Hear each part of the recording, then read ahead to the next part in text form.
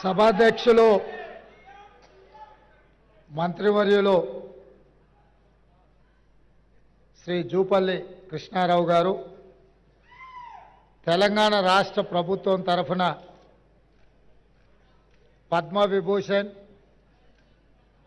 Padmashri award గ్రహీతలను సన్మానించాలన్న ఆలోచన చేసి పెద్దలు వెంకయ్య నాయుడు గారితో మాట్లాడి ఈ సన్మాన కార్యక్రమాన్ని ఏర్పాటు చేయాలని ఆలోచన చేసి మా మంత్రివర్గ సహచరులతో ఉప ముఖ్యమంత్రి వర్యులు బట్టి విక్రమార్క గారితో మాట్లాడి రాష్ట్ర ప్రభుత్వం ఈ కార్యక్రమాన్ని ఏర్పాటు చేయడం జరిగింది. ఈ కార్యక్రమంలో ఉప ముఖ్యమంత్రి వర్యులు బట్టి విక్రమార్క గారు, R&B అండ్ సినిమాటోగ్రఫీ మంత్రివర్యులు కోమటిరెడ్డి వెంకటరెడ్డి గారు, రెవెన్యూ శాఖ మంత్రివర్యులు పొంగులేటి శ్రీనివాసరెడ్డి గారు, సభాధ్యక్షులు జూపల్లి కృష్ణారావు గారు ఈ కార్యక్రమంలో ముఖ్య అతిథులుగా పాల్గొని పద్మవిభూషణ్ అవార్డు గ్రహీతలు తెలుగు ప్రజలు తెలుగు మాట్లాడే భాషా ప్రాంతాలలోనే కాదు, ఢిల్లీకి వెళ్ళినప్పుడు ఏ అవసరం ఉన్నా ఎవరినైనా కలిసి తమ మనసులో మాట చెప్పుకోవాలన్నా నిలువెత్తు తెలుగు విగ్రహం ముప్పవరపు వెంకయ్య నాయుడు గారిని ఈ సందర్భంగా రాష్ట్ర ప్రభుత్వం సన్మానం చేయడం అనేది మనల్ని మనమే సన్మానం చేసుకోవడం అంత గొప్ప కార్యక్రమం. అదేవిధంగా మీ అందరి అభిమాన నాయకుడు, గొప్ప నటుడు, పున్నమి నాగు సినిమాలో నటనలో a commitment ఉండేనో Uyyalawada Narasimha Reddy cinema సందర్భంగా చేసిన నటనలో అదే కమిట్మెంట్. అంటే వారికి సినీ రంగంలో తొలినాళ్లలో అవకాశం వచ్చినప్పుడు ఈ అవకాశాన్ని జారవిడ్చుకోకూడదు, ఈ అవకాశం ద్వారా పైకి వెదగాలని, ఇండస్ట్రీలో నిలదొక్కుకోవాలని ఏ కన్విక్షన్తో కమిట్మెంట్తో వారు తన వృత్తిని చాలా గౌరవప్రదంగా కొనసాగించారో 46 సంవత్సరాల తర్వాత కూడా నటనలో వారి తపన ఈ రోజుకు అదే స్థాయిలో కనిపిస్తుంది. వారే మిత్రుడు చిరంజీవి గారు.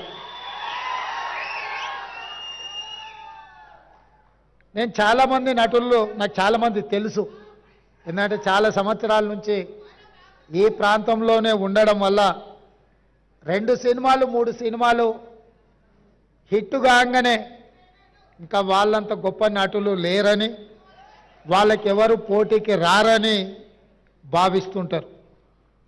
కానీ 150 పైచిలకు సినిమాలలో గొప్పగా రాణించి జాతీయ స్థాయిలో అంతర్జాతీయ స్థాయిలో గుర్తింపు పొందిన చిరంజీవి గారిలో ఈ రోజుకు ఆ కమిట్మెంట్ ఉంది. ఆ కమిట్మెంటే వారిని ఇంత గొప్పగా రాణించే అవకాశం కల్పించింది. అలాంటి వారిని మా రాష్ట్ర ప్రభుత్వం సన్మానం చేయడం అనేది మా బాధ్యతగా మేము భావిస్తున్నాం. అదేవిధంగా గ్రామీణ ప్రాంతాలలో మారుమూల పల్లెల్లో పెరిగి స్థానిక కళలు వృత్తిగా మార్చుకొని వాటినే ప్రదర్శిస్తూ అందులోనే తమ జీవితాన్ని గడిపిన పద్మశ్రీ అవార్డు గ్రహీతలు వేలు ఆనందచారి గారు, శ్రీ దాసరి కొండప్ప గారు, శ్రీమతి ఉమామహేశ్వరి గారు, గడ్డం సమ్మయ్య గారు, బంజారా కెతావత్ సోమ్లాల్ గారు, శ్రీ కూరెళ్ళ విఠలాచార్య గారు వీరందరికీ కూడా కేంద్ర ప్రభుత్వం పెద్దలు వెంకయ్య నాయుడు గారు చెప్పినట్టు మట్టిలో మాణిక్యాలను గుర్తించి వెలికితీసి సానబట్టి వాళ్ళు రాణిస్తే ఈరోజు కేంద్ర ప్రభుత్వం వాళ్ళని గుర్తించి పద్మశ్రీ అవార్డులు ఇచ్చింది. మన వాళ్ళను, మనలో ఒకరిని కేంద్ర ప్రభుత్వం గుర్తించి పద్మశ్రీ అవార్డులు ఇచ్చినప్పుడు మీ అందరి సమక్షంలో వాళ్ళని సన్మానం చేయడం రాష్ట్ర ప్రభుత్వం బాధ్యతగా భావించి ఈరోజు ఈ కార్యక్రమాన్ని ఏర్పాటు చేయడం జరిగింది. మిత్రులారా, ఈ కార్యక్రమం రాజకీయాలకు అతీతమైన కార్యక్రమం. ఈ కార్యక్రమం ఒక మంచి సాంప్రదాయాన్ని నెలకొల్పడానికి మా ప్రభుత్వం చేస్తున్న ప్రయత్నం. తెలుగువాడు ఎక్కడున్నా మనవాడే, ఏ ప్రాంతంలో ఉన్నా మనవాడే. ఈ దేశంలో హిందీ భాష తర్వాత అత్యధికంగా మాట్లాడుకునే భాష తెలుగు భాష. దేశంలో రెండవ భాష అత్యధికంగా మాట్లాడుకునే భాష తెలుగు భాష.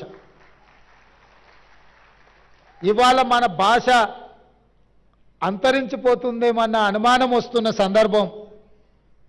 మన కవులు, కళాకారులు గ్రామీణ ప్రాంతాలలో సాంప్రదాయబద్ధమైన ఈ వృత్తులను వదిలేస్తే చరిత్రలో కనుమరుగవుతుంది.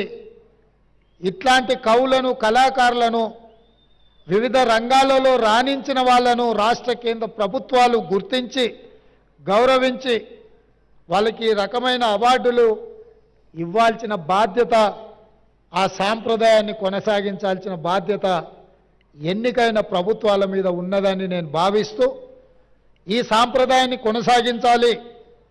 అందుకే ఎక్కువ సమయం తీసుకొని వారిని సన్మానం చేసినా దానికి అర్థం ఉండదని ప్రకటించిన ఎంబడే పెద్దలు వెంకయ్య నాయుడు గారిని చిరంజీవి గారితో మాట్లాడి ఈ కార్యక్రమాన్ని ఏర్పాటు చేసినాం.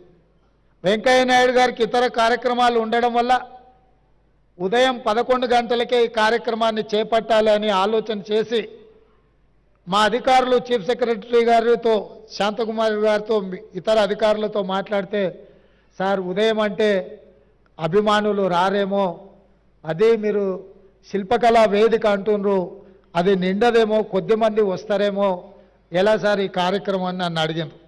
నేను వారికి ఒక మాట చెప్పిన, వెంకయ్య గారి పేరు, చిరంజీవి గారి పేరు మనం సన్మాన కార్యక్రమంలో పెడితే శిల్పకళా వేదిక నిండడానికి మనం ఎలాంటి శ్రమ పడాల్సిన పని లేదు, ఆందోళన పడాల్సిన పని లేదు. శిల్పకళా వేదిక నిండగా వారి అభిమానులు తప్పకుండా వస్తారు అని నేను వారికి చెప్పిన నా నమ్మకాన్ని నిలబెట్టినందుకు మిమ్మల్ని అందరినీ మనస్ఫూర్తిగా నేను మిమ్మల్ని అందరినీ అభినందిస్తున్నా.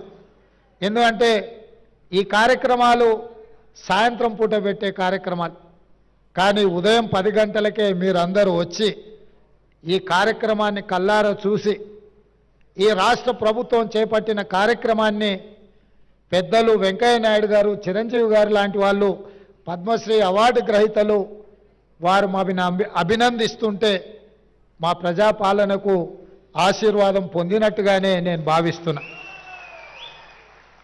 అదేవిధంగా ఒక మంచి సాంప్రదాయానికి పునాదులు వేయాలన్న మా ఆలోచనను మీరందరూ మనస్ఫూర్తిగా బలపరిచినందుకు మిమ్మల్ని అందరినీ కూడా నేను అభినందిస్తున్నా. ఈ కార్యక్రమంలో పద్మశ్రీ అవార్డు గ్రహీతలు కవులకు, కళాకారులకు జీవితంలో వయసు మీద పడ్డ తర్వాత వెనక్కి మళ్ళీ చూసుకుంటే చప్పట్లు దుప్పట్లే మిగులుతున్నాయి తప్ప ఇంటి ఖర్చులకు కూడా వెళ్ళని అత్యంత దుర్భరమైన పరిస్థితులు గ్రామీణ ప్రాంతాల నుంచి వచ్చిన కవుల, కళాకారుల పరిస్థితి. అందుకే ఈ రాష్ట్ర ప్రభుత్వం ఆలోచన చేసి మా మంత్రివర్గ సహచరుల అనుమతితో ప్రతి ఒక్క పద్మశ్రీ అవార్డు గ్రహీతకు 25 లక్షల రూపాయల నగదు బహుమతిని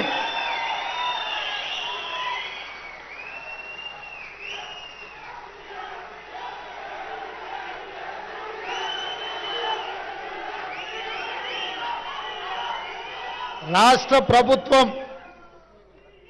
ఈ పద్మశ్రీ అవార్డు గ్రహీతలను చప్పట్లు దుప్పట్లతోనే కాదు, నగదు బహుమతి ఇవ్వడం ద్వారా జీవితాంతం ఈ కళలకే వారు అంకితం చేసి మిగతా జీవితాన్ని కూడా ఈ కళలోనే వాళ్ళు రాణించాలని మన ప్రభుత్వం ప్రజాప్రభుత్వం 25 లక్షల రూపాయలతోటి నగదు బహుమతి వారికి ఇవ్వాలని మా ప్రభుత్వం నిర్ణయం తీసుకున్నది.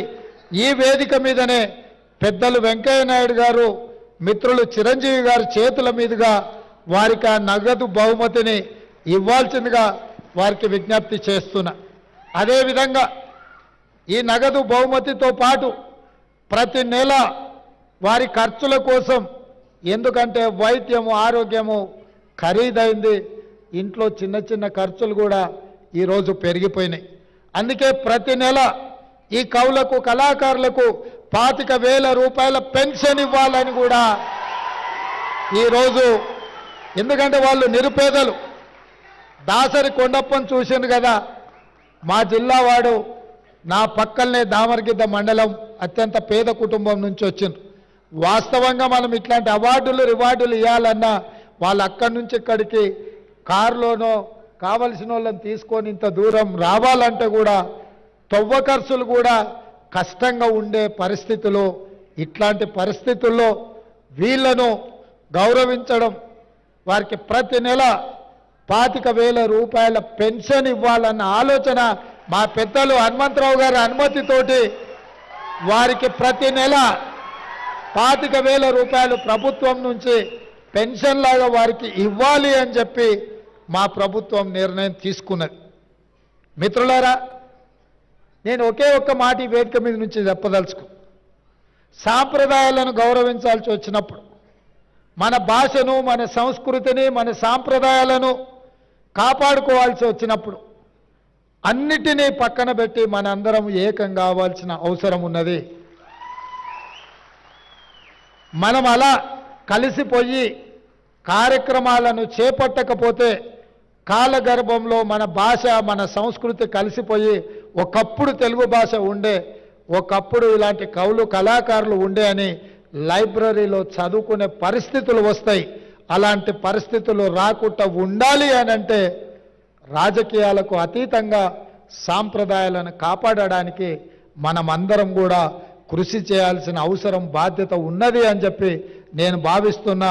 తప్పకుండా పెద్దలు వెంకయ్య నాయుడు గారు చెప్పకనే కొన్ని అంశాలను వారు ప్రస్తావించారు. ఎందుకంటే నేను విద్యార్థి దశ నుంచి వారు మాకు బాగా తెలుసు.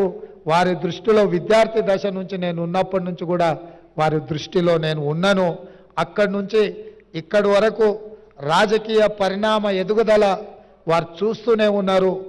వారు అందరికీ చెప్పినట్టుగా వేదిక మీద ఉన్న మాకందరికి కూడా చెప్పిండని నేను భావిస్తున్న. భాష విషయంలో, భావం విషయంలో, ప్రజా సమస్యల పరిష్కారం విషయంలో, ప్రజలలో ఉండి నిత్యం ప్రజా సమస్యల మీద ప్రజల తరఫున కొట్లాడితే గుర్తింపు, గౌరవము, హోదా అనేది ఆటోమేటిక్ వస్తుందని వారు ఈ వేదిక మీద నుంచి చెప్పినరు. ఇది రాష్ట్రంలో రాజకీయాలలో రాణించాలనుకునే వాళ్ళు తప్పకుండా రాజకీయాలకు రావాలి. ఎందుకంటే ఈ రాష్ట్రాన్ని, కేంద్రాన్ని బలమైన రాష్ట్రంగా, దేశంగా నిర్మించుకోవాలి అనుకుంటే బలమైన నాయకత్వం ఉండాలి, దేశం పట్ల భక్తి ఉండాలి. రాష్ట్రం అభివృద్ధి పదం నడిపించడంలో మనందరం కలిసికట్టుగా ముందుకు వెళ్ళాలి. అట్లా చేసుకున్నప్పుడే ప్రపంచ దేశాలతో మనం పోటీపడి దేశాన్ని అభివృద్ధి పదం వైపు నడిపించే అవకాశం ఉంటుంది.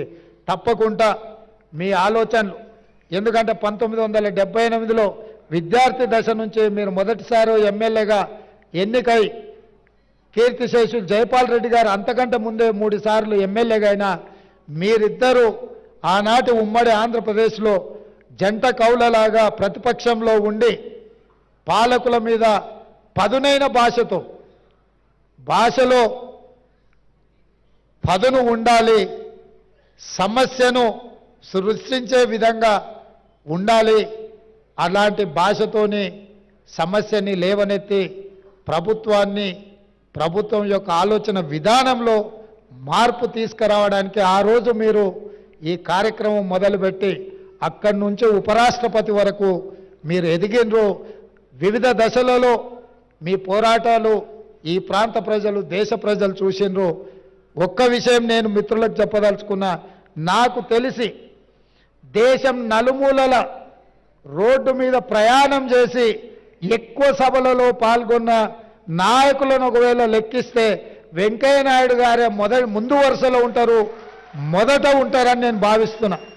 వారు జీవితంలో ఏ ఒక్క రోజు కూడా విశ్రాంతి తీసుకున్నట్టు నాకు తెలియదు. దేశం నలుమూలల ప్రజా సమస్యల మీద వారు ఎన్ని వందల కిలోమీటర్లున్న రోడ్డు ప్రయాణం చేసి తప్పకుండా కార్యక్రమాలను పిలిచిన ప్రతి కార్యక్రమానికి సమయానికి హాజరవ్వాలన్న ఆలోచనతోటి వారు సేవలు అందించారు. వారు ఈ దేశానికి రాష్ట్రపతి అవుతారని నేను భావించిన. భవిష్యత్తులో ఆయన ఉపరాష్ట్రపతి తర్వాత రెండవ తెలుగువాడుగా ఆనాడు నీలం సంజీవరెడ్డి గారు రాష్ట్రపతి అయినరు. వెంకయ్య నాయుడు గారు కూడా ఈ దేశానికి రాష్ట్రపతికి ఎదగాల్సిన అన్ని అర్హతలు ఉన్నాయి. తప్పకుండా వారికి అవకాశం వస్తుందని నేను భావిస్తున్నా, రావాలని నేను కోరుకుంటున్నా. ఎందుకంటే ఢిల్లీలో మన తెలుగు వాళ్ళ లీడర్షిప్ అనేది కొంత తగ్గినట్టుగా కనిపిస్తుంది.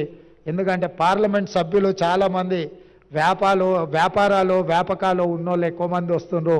ప్రజా సమస్యల మీద అవగాహన ఉండి అవసరం అనుకుంటే జాతీయ స్థాయిలో ఇతర నాయకులనైనా పిలిపించి మాట్లాడగలిగిన శక్తి సామర్థ్యాలు ఉన్న నాయకత్వం తగ్గుతున్నట్టుగా కనిపిస్తుంది. రేపు జరగబోయే పార్లమెంట్ ఎన్నికల్లో అలాంటి నాయకత్వాన్ని ఎన్నుకుంటే ఢిల్లీలో మన వాళ్ళు ఎవరైనా వెళ్తే పార్టీలకు అతీతంగా ఏదైనా సమస్య తీసుకొని వెళ్ళినప్పుడు చెప్పగలిగి మాట్లాడగలిగిన నాయకత్వం ఉండడం అవసరం ఉంది. రాబోయే పార్లమెంట్ ఎన్నికల్లో అలాంటి నాయకులను గెలిపించాల్సిందిగా కోరుకుంటూ మీ అందరి దగ్గర సెలవు తీసుకుంటున్నా. ధన్యవాదాలు మిత్రులారా.